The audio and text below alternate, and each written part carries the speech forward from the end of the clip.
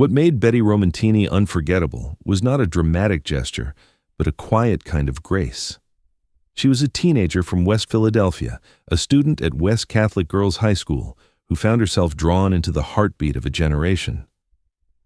When the music swelled inside Studio B, her dark hair framed a face that seemed both familiar and refined, the girl next door transformed by rhythm. On American Bandstand, Betty's presence was subtle, yet magnetic. She did not need to outshine others. Instead, she let elegance and composure carry her through every turn. Many remembered how her steps seemed perfectly in tune with the era's new sound, proving that dignity could dance alongside rock and roll. But memory carries a paradox. Betty was once part of America's daily ritual, appearing in black and white living rooms across the nation, yet later, her story slipped quietly from view. What became of the girl who once danced so gracefully into history? Betty Romantini's childhood unfolded in the row house neighborhoods of West Philadelphia, where families knew one another by name, and life carried the hum of post-war optimism. Born on April 7, 1944, she grew up in a world that was shifting quickly. Jukeboxes blared from corner stores, radios carried the beat of rock and roll into every kitchen, and teenagers were beginning to be recognized as a culture of their own. Betty was part of that first wave, a generation caught between tradition and the promise of change. At West Catholic Girls High School, she was remembered as steady and approachable, a young woman who combined friendliness with quiet self-assurance. Her classmates saw in her not only a diligent student, but also someone who lit up when music played. Accounts suggest she would spend afternoons practicing steps at home, her shoes scuffed from endless spins on linoleum floors, while the family radio supplied the soundtrack of a new era. These small rituals hinted at a talent waiting for its moment. Her parents encouraged responsibility and faith, values common in Catholic households of the time, but they also allowed room for her to embrace the joy of dancing. Family gatherings were filled with laughter, and Betty's easy smile reflected the warmth she absorbed at home. Those bonds would later serve as her anchor when life grew more complicated. Though nothing in those early years pointed to fame, the rhythms of ordinary life, school corridors, church pews, evenings spent moving to the latest songs, were quietly preparing her. In that mix of stability and change, Betty developed the balance that would make her presence on television so distinctive. That ordinary upbringing was about to meet an extraordinary opportunity, the open doors of Studio B, where a girl from Philadelphia would step into America's living rooms. For Betty Romantini, the path to American Bandstand was as much a matter of geography as it was of destiny.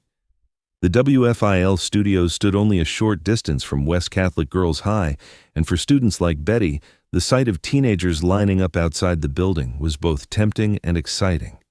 Word spread quickly through the halls. Step through those doors, and you might find yourself dancing not just for friends, but for the entire nation. Betty, drawn by music and curiosity, soon joined the crowd, her school uniform traded for a skirt that would twirl beneath studio lights. Those first glimpses of Studio B stayed with her. Accounts recall the chatter of teenagers pressed together, the smell of hairspray and freshly polished shoes, and the irresistible pull of rock and roll drifting from within. Betty stood in line with a quiet poise, nervous yet ready, her heart racing as the doors opened. Crossing that threshold was like stepping from the familiar sidewalks of Philadelphia into an entirely new world. Inside, the lights were brighter than expected, and the cameras, with their unblinking red eyes, loomed over the dance floor. For a moment she felt overwhelmed, but when the music struck and couples began to move, instinct took over. Betty's elegance carried her forward. Her steps weren't flashy, but they flowed naturally, blending confidence with refinement. Viewers at home might not have known her name yet, but they noticed the girl whose movements seemed to glide rather than push. That first appearance was a turning point. To Betty, it was both thrilling and surreal. The realization that she was no longer just another West Philadelphia teenager, but part of a phenomenon that reached across the country. For those who tuned in, her image became another thread in the vibrant tapestry of American Bandstand.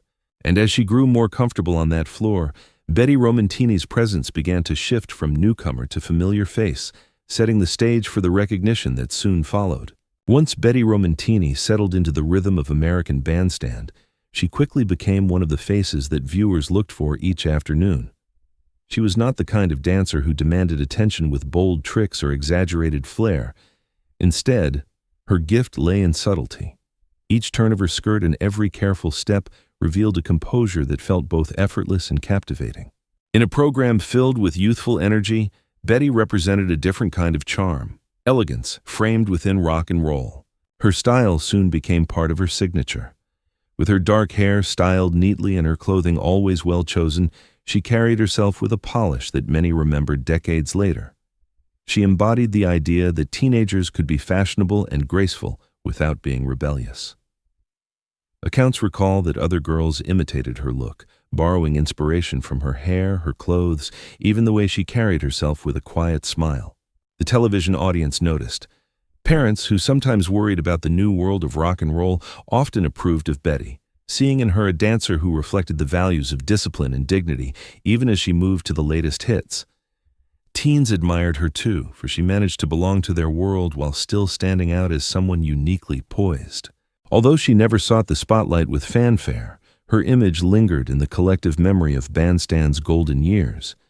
In photos, in recollections, and in conversations among fans, Betty's presence was often described as luminous. She was in many ways the dancer who proved that grace could be as memorable as flash. But Betty's story was not only about her as an individual. On the dance floor, her true highlight would come in partnership, when she and fellow dancer Lenny Natali began to move together in a way that captured both hearts and imaginations. Among all the dancers who passed across the polished floor of American Bandstand, few pairings drew as much affection as Betty Romantini and Lenny Natale. When they moved together, their balance seemed natural, her elegance softening his confident style, his rhythm giving her poise a lively frame. Fans watching from their living rooms often remarked that the two looked as though they had been made to dance side by side. Magazines and fan clubs echoed that sentiment. Letters were said to have arrived at the studio praising their chemistry, and teenagers clipped photos of Betty and Lenny to pin on their bedroom walls.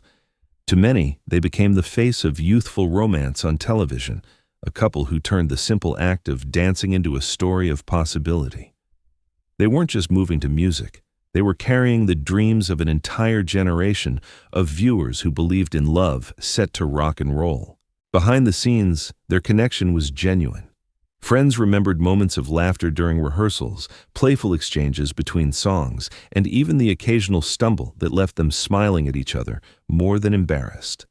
The rules of the program required innocence and respectability, but Betty and Lenny's ease made those standards feel natural rather than imposed. Their comfort with one another turned every appearance into something memorable. Of course, the bandstand floor was also competitive. Couples vied for airtime, and comparisons to other favorites occasionally sparked pressure. Yet Betty and Lenny seemed to navigate it with calm, their steady partnership shielding them from much of the noise. For them, it was less about winning a spotlight than about enjoying the rare chance to share one. Their pairing marked one of the high points of Bandstand's Philadelphia years. And unlike so many dance floor couples who returned to ordinary lives apart, Betty and Lenny would take their story beyond the studio doors, into a marriage that made their television romance briefly a real one. What seemed like a dream fulfilled on American Bandstand eventually carried into real life when Betty Romantini and Lenny Natale married. For fans, it was as if the dance floor had delivered not just entertainment, but destiny itself. They were the only two regulars from the Philadelphia years to wed, a fact that gave their story a unique glow. For a time, it felt like the Bandstand fairy tale had reached its perfect ending. They built a home, welcomed a son and a daughter, and created a family life that mirrored the hopes so many viewers once projected onto them. But life beyond the studio held challenges that cameras never revealed. Marriage demanded more than synchronized steps. It required compromise, resilience, and a rhythm that was harder to maintain. Accounts from those who knew them recall that the pressures of daily life gradually overshadowed the magic that once defined their partnership. Eventually, Betty and Lenny faced the difficult decision to part ways. Their divorce surprised many who remembered them as the show's golden couple. For Betty, the separation marked both loss and renewal. She carried with her the memories of youthful romance and the pride of motherhood, while also confronting the need to redefine herself outside of the bandstand identity. It was not an easy transition, yet it revealed a resilience that would shape the rest of her life. Lenny would follow his own path, remembered with affection by fans and fellow dancers, but Betty's story turned toward a quieter horizon. Their split did not diminish their legacy. If anything, it made them more human, showing that behind the smooth choreography of television were two young people navigating real life. The next stage of Betty's journey would not play out on a dance floor, but in the steady rhythms of ordinary days, where fulfillment would be measured not by applause, but by the strength to begin again. When Betty Romantini stepped away from the glare of television, she entered a stage of life that was far quieter, yet no less meaningful. After her marriage to Lenny Natali ended, she focused on raising their son and daughter, becoming the center of a household where her children's laughter replaced the music of Studio B. Those who recall her from this period often speak of her warmth, her attentiveness, and her ability to bring the same steady grace she once showed on the dance floor into family life. Work became another part of her rhythm. Accounts suggest that Betty spent time in service and community roles, including hospital settings where kindness and empathy were valued as much as skill. She may no longer have been recognized by millions, but those she helped remembered her presence. In these spaces, she discovered a new kind of fulfillment, one that came not from fame but from connection and care. Even as she lived largely outside the spotlight, Betty never lost her ties to the bandstand community. Reunions and gatherings brought her back into the orbit of old friends, where the music seemed to rewind the years. Meeting fellow dancers, hearing familiar songs, and seeing faces from long ago allowed Betty to step once more into the glow of nostalgia. For fans who approached her at these events, it was like meeting a living memory of an era that had defined their youth. Through it all, Betty's life after Bandstand was a testament to resilience. She balanced the responsibilities of motherhood, the challenges of personal change, and the pursuit of ordinary joys. She may have left the cameras behind, but she never abandoned the grace that made her memorable. Her story reminds us that life's greatest dances are not always performed in front of an audience.